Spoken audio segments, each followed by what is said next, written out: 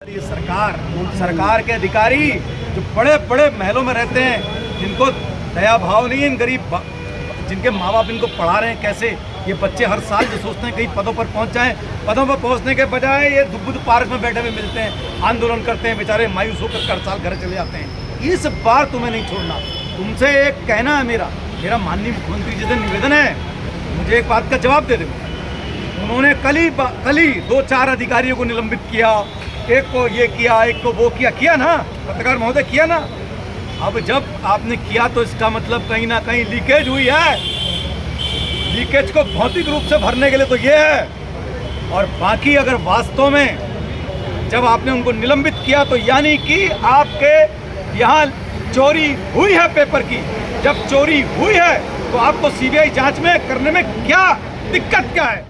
हिंसक हो, लेकिन अगर आप उसको दबाते जाओगे कोयले की तरह आग ऐसी भड़केगी कि भड़कती उस आग को, यूथ की युवाओं की उस आग को तुम छुपा नहीं पाओगे, किसी भी पानी से तुम बुझा नहीं पाओगे। तो आपसे निवेदन है 24 घंटे 48 घंटे के भीतर आप ये करें, अन्यथा याद रखना लद्दाख से 7 सिस्टर्स जो हमारी पहाड़ी है, इस सारे पहाड़ से यहाँ से कोई ना कोई गंगा ऐसी निकलेगी कि तुम्हारे यूपी के इलाहाबाद होकर करके तुम्हारे हर प्रदेश में गंगा बह कर जाती है, समानांतर बहती जाती है।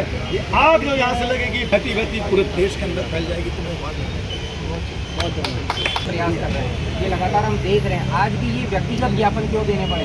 कल हम देश के गृह मंत्री को इसी बुद्ध पार्क से ज्ञापन भेज चुके थे, लेकिन क्या हुआ कि छात्रों को फोन जा रहे हैं कि आप इस धरने में जा रहे हैं, किस संगठन से जुड़े हैं, कहाँ से जुड़े हैं। तो ये छात्र किसी संगठन के नहीं, ये प्रताड़ित छात्र हैं। इसलिए आज भारत के प्रधानमंत्री को व्यक्तिगत छात्रों ने ज्ञापन दिए हैं। बाकी दूसरा हम एमसील देना चाह रहे थे, क्योंकि मुख्यमंत्री तो हम लोगों से मिलना नहीं चाहते, वो किसी भी आंदोलनकारी से नहीं मिलना चाहते।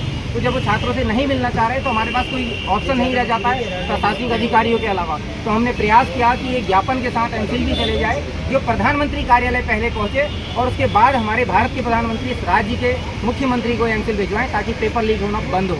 ले और पेपर दोनों ले भी गो यार। युवा लगातार नौकरी के लिए जद्दोजहद कर रहे हैं, लेकिन सरकार उन्हें जो है लगातार कई आरोप लगा दिए। आपके आंदोलन को कई सारे आरोप लगा दिए मुख्यमंत्री से लेकर तमाम नेताओं ने। क्या कुछ कहना चाहेंगे? सबसे पहली बात मैं एक बात क्लियर कर दूं, आंदोलन का नेतृत्व करने वाले हमारे ये युवा हैं, ये पीयूष, ये कार्तिक, ये शैलू, ये कबड़वाल जी, ये विशाल भोजक, ये सब इस आंदोलन को लीड कर रहे हैं। हम इनके पीछे अभिभावक की तरह, चट्टान की तरह खड़े हैं। पहले बात मैं क्लियर कर दूँ, ये किसी पार्टी का आंदोलन बिल्कुल नहीं है और होना भी नहीं चाहिए, क्योंकि अब पार्टीगत चीज़ों से हट करके बात चलेगी बहुत दूर तक। सरकार का ट्रेडमार्क है पेपर लीकेज, सरकार का ट्रेडमार्क है। पेपर चोर सरकार के ट्रेडमार्क को हर साल कोई ना कोई तोहफा देते हैं, बच्चों के भविष्य के साथ खिलवाड़ करते हैं। 15-15, 20-20 लाख में इस स्टेट के अंदर पेपर बिकते हैं। वो राज्य जो हिमालयी राज्य जहाँ के लोगों की कसम, ईमानदारी के लोग कसम खाते थे, उस राज्य को 25 साल के भीतर इस पूरे देश दुनिया का सबसे भ्रष्ट राज्य बना कर इस राज्य के अंदर, उस राज्य के अंदर उन बेशर्मों को हम ये एमसील देते हैं कि बहुत लीकेज हो गई। उनका ट्रेडमार्क पेपर चोरी का, हमारा ट्रेडमार्क एमसील है। ये एमसील ले भी भेजेंगे इनको, इतने लीकेज हैं। पहले तुम ठेकेदारी में सारे स्थानीय लोगों के ठेकेदारी के सारे तुम खा गए, सब खा गए तुम।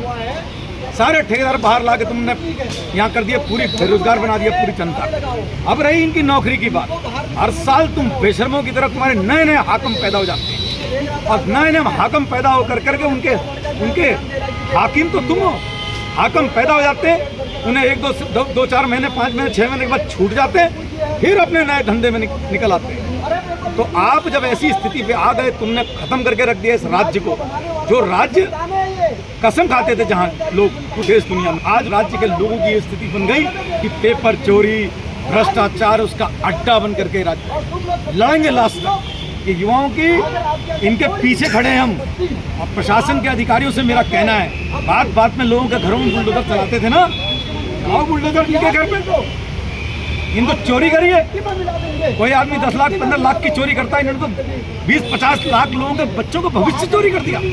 इनके घरों बुलडोजर क्यों नहीं चल सकता? देहरादून में ठंडी वादियों में बैठ करके जो IAS अफसर जो आ रहे हैं, खा रहे हैं, लूट रहे प्रदेश को चले आ रहे हैं, या वो ऊषा सोसाइटी में जो है अपने रिटायरमेंट के बाद शानदार 5 स्टार घरों में रहते हैं, कोई बच्चों का दर्द कभी नहीं जान सकते।